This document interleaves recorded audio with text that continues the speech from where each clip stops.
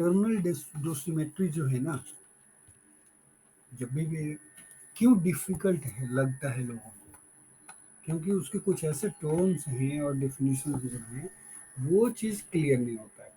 यदि वो क्लियरिटी आ जाए तो चीज़ें जो हैं वो बिल्कुल आसान हो जाती है। तो नंबर वन ये पॉइंट तो ये समझना है कि कुछ टर्म्स हैं जो उसकी क्लियरिटी होनी चाहिए। दूसरा चीज़ क्या है कि जो dosimetry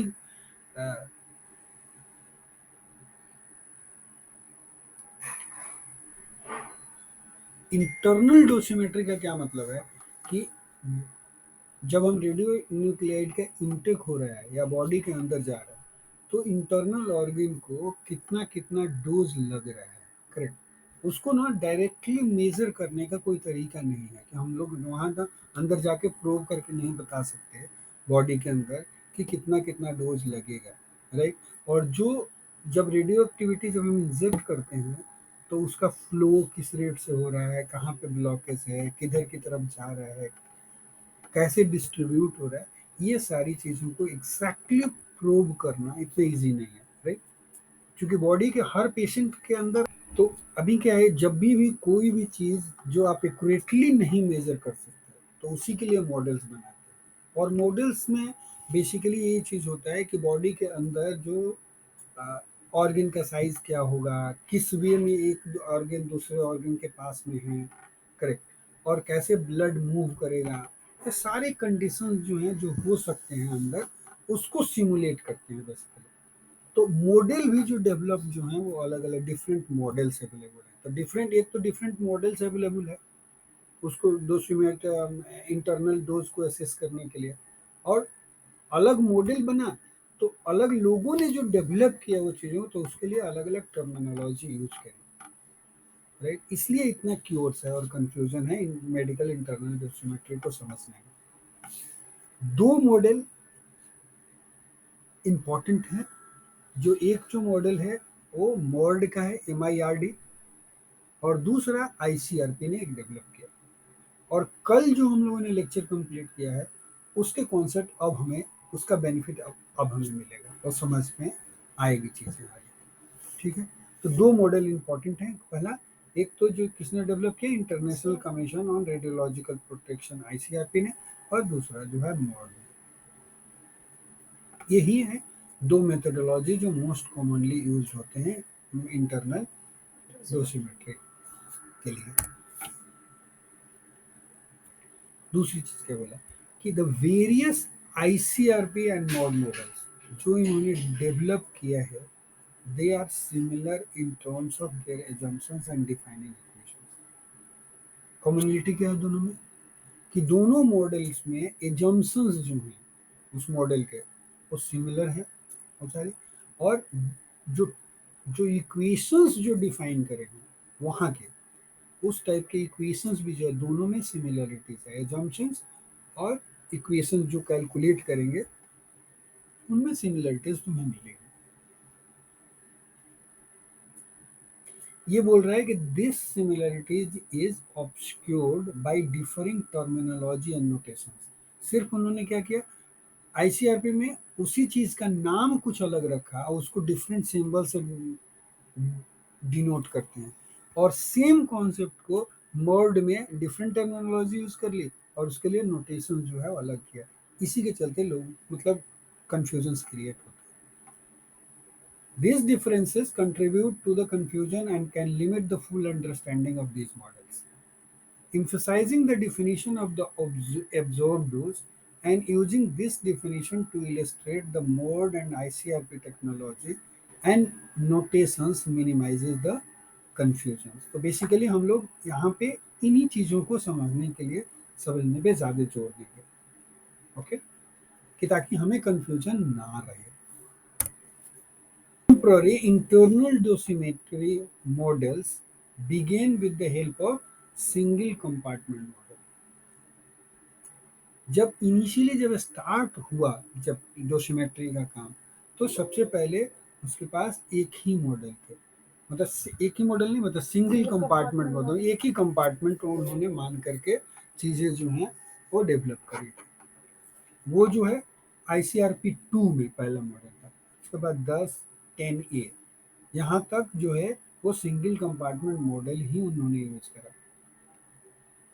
the mode methodology ICRP 26, ICRP 30, right, develop the concept of source and target organ। देखो सोर्स और टारगेट ऑर्गन का कॉन्सेप्ट कहाँ से डेवलप हुआ? आईसीआरपी 26 से और 30, करेक्ट। आईसीआरपी 26 को हम लोग देखें वहीं से उन्होंने, और कल हम लोग वही देख रहे थे ना कि उन्होंने कैसे मॉडल्स बनाए थे, अलग अलग फैंटम बनाए थे, और तब जाके डोज कोफिशिएंट में बनाया, वो सब सारी चीज करे, वही कॉन्सेप्ट से देखो सोर्स और टारगेट ऑर्गन के आए हैं उधर से। आईसीआरपी 60 and supporting publications including ICRP 66, 60, 66, 30 continued to refine internal dosimetry methodology। Correct. हमने उसमें भी देखा था कि कैसे पहले तो एक ही फैंटम था उनके पास दोनों, उसके बाद मेल फीमेल के अलग बनाए, तो अलग अलग डोसीमेट्री और कैसे डोसीमेट्री मतलब एसेस करना है, राइट, वो चीज़ों के कंटिन्यूअस रिफाइनमेंट हुए हैं जो रिफ्लेक्टेड हुए आईसीआरपी 60, 66, 30। ये तो हिस्ट्री की बात। अब in this lecture will present the essential element of the most frequently used internal dosimetry models।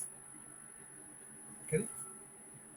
The presentation begins by defining the key element of the mode ICRP model in terms of absorbed dose। With the key element established, the mode and ICRP methodology are presented in additional detail। तो सबसे पहले हम लोग क्या deal करने वाले हैं कि एब्जॉर्ब डोज का कॉन्सेप्ट देखने वाले हैं, और आईसीआरपी में और मोड दोनों ही मॉडल्स में एब्जॉर्ब डोज के कॉन्सेप्ट्स क्या हैं।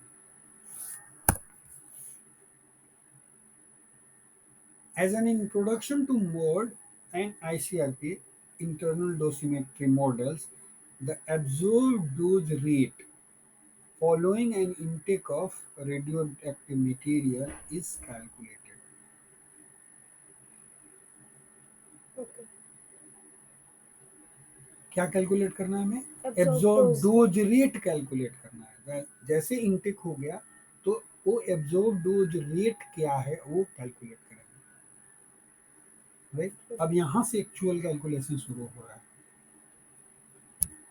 इफ बोल रहा है इफ एन आइसोलेटेड, उसी को बोलते हैं single compartment. If an isolated organ, बिल्कुल ऑर्गन वो अलग हो गया तो एक कंपार्टमेंट उसको मान लिया, हैविंग मास m, मान लो उस कंपार्टमेंट का या उस ऑर्गन का मास m है, right, contains an activity QT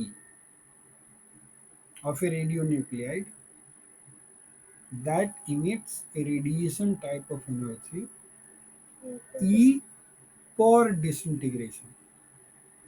energy E, एक डिसइंटीग्रेशन हो रहा है तो वो एनर्जी E इमिट कर रहा है। तो बोल रहा है then initial absorb dose rate जो डी जीरो के ऊपर एक डॉट लगा है टू द ऑर्गन इज क्या होगा। तो पहला एम मास है ऑर्गन का, आइसोलेटेड ऑर्गन, राइट।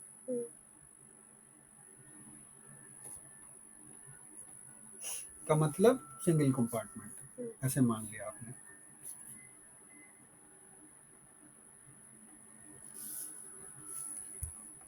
एक्टिविटी कितनी है? QT।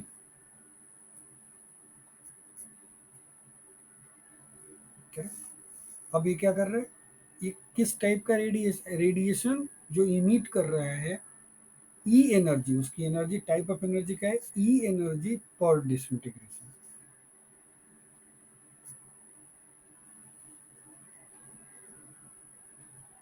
करेक्ट। अब एक फोटो बनाओ अपने से, इमेजिनरी एक फोटो बनाओ ऑर्गन का मास बनाओ, हाँ, इसके अंदर एक्टिविटी डाल दो, हाँ, ये इसके अंदर एक्टिविटी QT हो जाएगा, करेक्ट।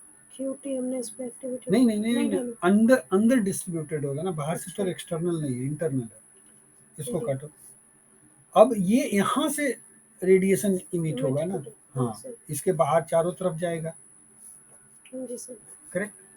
अब ये जो एनर्जी एक एक डिसइंटीग्रेशन हो रहा है तो कितनी एनर्जी निकल रही है, E- लिखो, हाँ, E वन निकल रही है डिसइंटीग्रेशन, पर डिसइंटीग्रेशन। हाँ, बस, yes. Then dose rate, absorb dose rate जो होगा, और उसके लिए सिंबल क्या यूज करा, कैपिटल डी, और उस पर डॉट लगाओ, राइट। तो इस ऑर्गन को आप समझ गए, एक्टिविटी यदि इसमें हो सकता है कि यूनिफॉर्मली डिस्ट्रीब्यूटेड हो, कैसे भी हो, ऑर्गन के इनसाइड में एक्टिविटी है क्यूटी। तो इस ऑर्गन को कितना डोज लगेगा, डोज रेट क्या होगा इस ऑर्गन को जो रिसीव करेगा, राइट, वो अब हम इसको कैलकुलेट करें। Okay, D0 is equal to K into Q0 into E divided by M। देखो क्यों, Q0 एट टाइम 0। QT जो है वो तो नंबर ऑफ टाइम एक्टिविटी थी, एक्टिविटी थी एट टाइम टी थी, तो 0 टाइम से स्टार्ट हो, D0 डोज है ना, तो 0 टाइम पे कितनी एक्टिविटी थी वो Q0 बता रहा है, राइट। तो एक्टिविटी का मतलब क्या होता है, डिसइंटीग्रेशन पर सेकंड होता है। तो एक डिसइंटीग्रेशन पे कितनी एनर्जी लग रही थी कि मिल रही थी, E पर डिसइंटीग्रेशन। हाँ, तो तो E टोटल एनर्जी कितनी हुई, Q इंटू ई जो होगा टोटल एनर्जी हो अपॉन जाएगा, मास, इतने मास पर। हाँ। तो समझ में आ गया क्या बना, for Absorb dose disintegration, rate। हाँ, एब्जॉर्ब डोज रेट हो जाएगा, कैसे हो And जाएगा, K is एक्टिविटी constant। पर सेकंड होता है तो पर सेकंड डोज में आ जाएगा ना, और समझ लो एक K is constant। अभी, हाँ, के कांस्टेंट है, इसके प्रोपोर्शनल डोज होगा ना, कोई भी के का वैल्यू आ सकता है। यहाँ तो क्लियर हो गया ना कि Q0 इंटू ई जो है वो पर सेकंड में आएगा, तो इसलिए डोज रेट हुआ, मास से डिवाइड हो गया, करेक्ट, फाइन। इजी है बताना, क्यों, एक कैलकुलेशन मान लो कि यदि नहीं भी याद है तब भी तुमको कैसे समझ में आएगा, क्योंकि एब्जॉर्ब डोज का डिफिनीशन ये है, टोटल एनर्जी जो एब्जॉर्ब होएगी डिवाइडेड बाय मास, और यहाँ पे तो डोज रेट निकालना है, तो रोट यहाँ पे रेट आ गया, यहाँ पे ऑलरेडी डिसइंटीग्रेशन पर सेकंड है इसलिए रेट आ गया था, इसलिए डोज रेट हो जाएगा, पर सेकंड में आ गया। अब क्या बोल रहे हैं, के इज ए कन्वर्जन फैक्टर,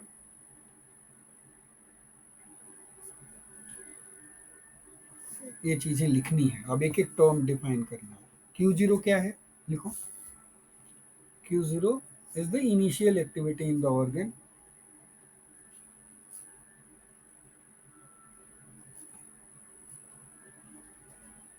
ठीक है। अब यदि Q0 का वैल्यू माइक्रो क्यूरी में हो, लिखो इफ, देखो बड़े अच्छे से लिखो, if Q0 is expressed in micro curie, और E जो है, जो एनर्जी जो है उसको एक्सप्रेस करें यदि मेगा इलेक्ट्रॉन वोल्ट MeV पर डिसइंटीग्रेशन,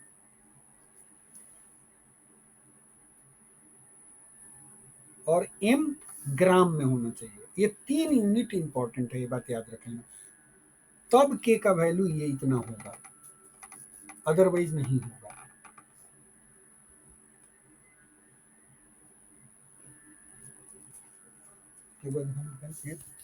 देखो, नहीं उधर ही रखो, तुम ही लिखोगे, मैं नहीं लिखूंगा।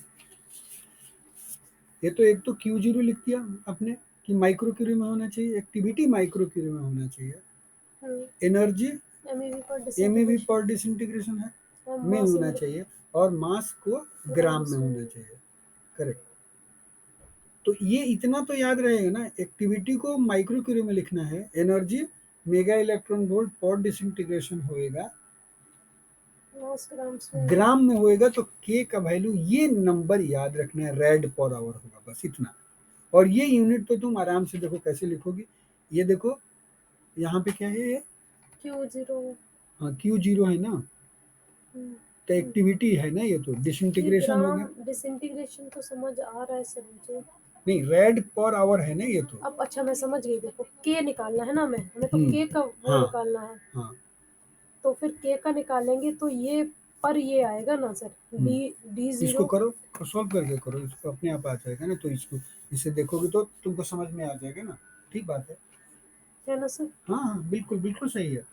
के के जो है डोज रेट है, तो dose rate red per hour होगा। ये रेड हाँ पर आर लिखो होगा ना, लिखो, हाँ ये रेड पर आर मैंने लिख करेक्ट। लिया हाँ के। अब अब क्यू नॉट जो है एक्टिविटी है, ये एक्टिविटी, डिसइंटीग्रेशन पर सेकेंड है ये ये। माइक्रो क्यूरी में है सर। हाँ, ठीक है तो सर। हाँ। और फिर है एनर्जी जो कि हमारी एमईवी पर डिसइंटीग्रेशन में है। ठीक करेक्ट। है। हाँ अब के को कर लो। और एम हमने छोड़ दिया ना सर, एम हमारा ग्राम्स में है। अब हमें अब के की निकालना है यूनिट के। निकल जाएगी। हाँ तो रेड एक साथ में लिख देती हूँ, इन लोगों ने अलग अलग करके लिखा है। क्यों रेड करो। ग्राम डिसइंटीग्रेशन इंटीग्रेशन पर आएगा हमारा माइक्रो क्यूरी एमईवी और आर एकदम सही आ गया सर। इधर आर कर लो, रेड अब रेड देखो इन्होंने क्या डिवाइडेड। किया है कि रेड पर आर कर दिया इधर एक साइड, और ग्राम डिसइंटीग्रेशन पर माइक्रो क्यूरी एमईवी। हाँ अब देखो, अब रेड को ना लिखते वक्त ये ध्यान रखना है, ये स्मॉल आर लिखना है, अभी स्मॉल आर। तो यहाँ तक क्लियर हो गया। अब तुमको याद एक ही टर्म रखना है, क्या? 2.5 राइट, बस। उसके बाद यहाँ तक तो लिख ही पाओगे, तुमको डिराइव भी करना है। Clear? Observe dose rate in English unit वो ठीक है, जिस यूनिट में है और ये अभी भी यूज होता है, इसके लिए उसकी चिंता नहीं करनी है। राइट, चलो अब देखो, अब समझने को, डोज रेट क्या है? ये फंक्शन का टाइम है। It is a dose rate as a function of time. Dose rate क्या है sir? It is function of time T, क्यों है? क्योंकि रेड पर आ रहा है ना। इसको छोड़ो, समझो पहले क्यों है फंक्शन ऑफ टाइम।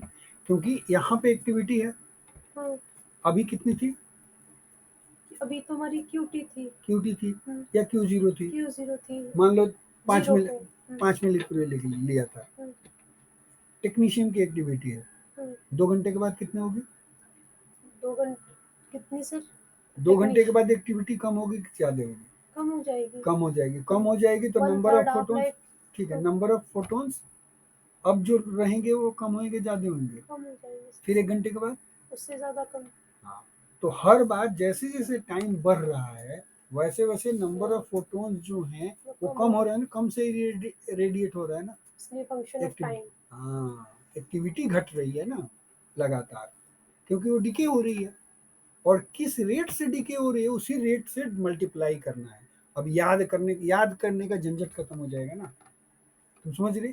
ये डी जीरो जो आया हमारा, जो भी हमने बनाया यहाँ पे D zero, this is decaying, because activity is decaying.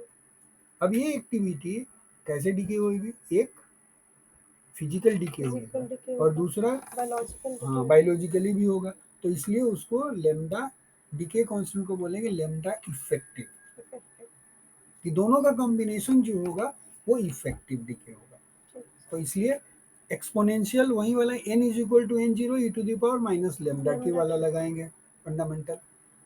Correct? तो क्या हो जाएगा? d की जगह dt हो गया ये, और यहाँ पे d जीरो रहा, और e to the power minus lambda t, वही आ गया इक्वेशन। करेक्ट?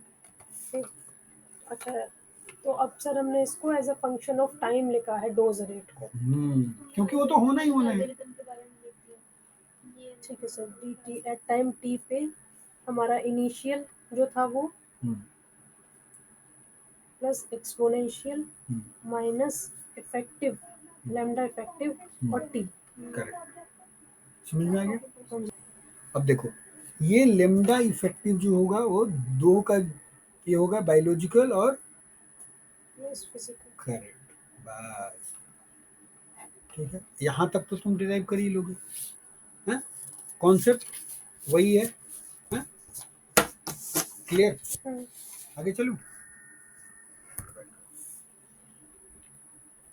ये लेमडा पी जो है वो क्या फिजिकल रिमूवल है, और लेमडा बी जहाँ पे आपने रखा वो बायोलॉजिकल है। The removal rates are related to their respective half life. ये तो पता ही है। 0.6934 करेक्ट, ये LN2 का वैल्यू होता है, ये भी आगे याद 0.67 रख लेना, राइट, इसके लिखने की जरूरत नहीं है, राइट। ओके, तो अब चलते हैं, एब्जॉर्ब डोज रेट क्या होगा। देखो एब्जॉर्ब डोज रेट, अब यहाँ पे समझो ये क्या हो रहा था, पहले तो हमने डोज रेट निकाला था, तो डोज रेट में देखा कि ये फंक्शन ऑफ टाइम है, कि जैसे जैसे एक्टिविटी घटती जाएगी इस पर डोज जो है कम डिपॉजिट होता जाएगा, और यदि मैं शुरू से लेके अंत तक जब सब सारे रेडियो एक्टिव एटम डिके हो जाएंगे, सारे को जोड़ दूंगा सारी एनर्जी को, तो टोटल डोज मुझे निकल जाएगा, समझ गए। और चूंकि ये continuous function of decaying energy है, इसलिए मैं इंटीग्रेशन यूज करूंगा, और कहां से कहां तक जोड़ूंगा, 0 से लेकर के टाइम t तक, जब तक कि सारे एटम डिके ना हो जाए, ठीक है, या इफेक्टिवली रिमूव अलग ना हो जाए, अलग भी हो गए तभी भी हो गया काम, करेंगे, राइट। तो D0 की जगह that only activity in the organ varies with time. अब देखो इसमें क्या क्या है, K है, कांस्टेंट है, M Q0 एक्टिविटी है ना, हाँ एक्टिविटी है, तो ये चेंज हो रहा है विद एक्टिविटी तो टाइम, चेंज होगा ही, के सेम रहेगा, और मास तो वही एनर्जी भी, रहेगा, एनर्जी भी वही तो रहेगी, इसको इंटीग्रेशन के बाहर ले लो क्योंकि ये कांस्टेंट है, और फिर से लिखो, हाँ क्या, basic equation for internal dose with mode and ICRP and ICRP methodology, correct. अब देखो ये मॉड का है यार, ऐसे होता है, जो है सबसे एक ही कैलकुलेट होता है, चाहे तुम अपने इस मैथमेटिकल फॉर्मूला से जाकर तुम कैलकुलेट करो, चाहे मल्टीप्लिकेशन से चाहे करो चाहे इससे करो। इसी के लिए इस टर्म को इन्होंने ऐसे बोला, इन्होंने ऐसा बोला, राइट। हमने डी जो लिया, इन्होंने H50T बोला, यहाँ पे D बार बोला, करेक्ट। हमने T से T तक इंटीग्रेट किया था, इन्होंने 50 साल तक किया, इन्होंने इनफाइनाइट किया। हमारा ये टर्म जो था वो A टिल्डा है यहाँ पे मॉड में, और यहाँ पे US है, ये डिफरेंस है पॉइंट। अब देखो, अब यहाँ पे समझने की बात है, लास्ट ये लाइन पढ़ो, विद दिस कंसिस्टेंसी एस्टेब्लिश, मतलब ये कंसिस्टेंसी है, मतलब एक ही बात को अलग अलग लोगों ने बोला और ये चीज फिक्स्ड हो गई, राइट। उसके बाद क्या बोला, model specific details are present. अब आगे जो बताएंगे वो मॉडल के बारे में बताएंगे, कौन सा मॉडल लिया उन्होंने डोज कैलकुलेट करने के लिए, मॉड ने क्या लिया, ICRP ने क्या लिया, तो डोसीमेट्री तुमको हर दिन से क्लियर हो जाएंगे, करेक्ट। वो स्पेसिफिक जो है वो बताएंगे, और these aspect should be periodically reviewed, यही रिव्यू होता है बार बार, इसीलिए डोज कैलकुलेशंस का वैल्यू अलग अलग हो जाता है। जैसे फीमेल का पहले एक फैंटम था जो एंड्रोजीनस था, उसके बाद मेल और फीमेल को अलग कर दिया, फिर अभी क्या है, अलग अलग फैंटम बनाने लगे लोग सॉफ्टवेयर, इतने मंथ की प्रेगनेंसी, इसके बाद के डोज कितना, इसके बाद डोज कितना, बच्चा है तो कैसा मॉडल होगा, बड़ा हो गया तो कैसा मॉडल होगा, उससे बड़ा होगा तो कैसा मॉडल होगा, ये मॉडल ही चेंज होएगा हर जगह पे, करेक्ट, सही है।